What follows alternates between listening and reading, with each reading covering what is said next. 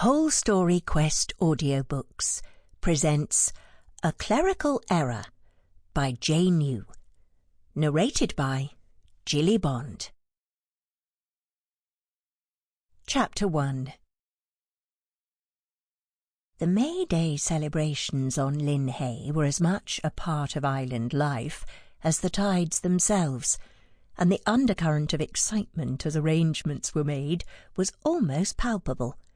However, my first attendance at the festivities in 1936 was memorable for all the wrong reasons, for that was the year a particularly nasty murder occurred. To make matters worse, my own life was unravelling in ways I could never have envisaged, and my worry would begin to overshadow the investigation when it came. With the luxury of hindsight, it took me longer than normal to realise the importance of certain clues. Starting with a telephone call from my husband John, whom I'd been told had died, it had become apparent that everything I had believed for the last 2 years was a lie, including the role of my housekeeper, Mrs. Shaw. Just over a week after the call, still smarting from a combination of embarrassment and fury at what had come to light since, and with the feeling of claustrophobia threatening to overwhelm, I decided a change of scenery was needed and made plans to spend the week with Aunt Margaret. I said goodbye to my gardener Tom, who was hard at work unearthing the Victorian walled garden we had discovered some weeks earlier, and took a taxi to the station. Mrs. Shaw was under strict instructions to telephone me at my aunt's immediately if there was news.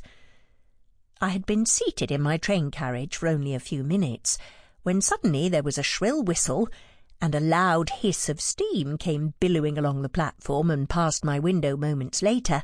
Then with a jolt we started slowly forward and gradually picked up speed.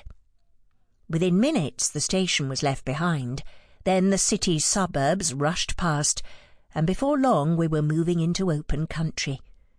I settled back in my seat and replayed the conversation I'd had a few days ago with the Home Secretary. "Are you telling me John is in fact still alive?" I asked with barely suppressed fury, and the threatening sting of tears behind my eyes. He paused, looking extremely uncomfortable. Eventually he leant back and sighed. "We're not sure. I'm afraid he's gone missing. This telephone..." Sample complete. Ready to continue?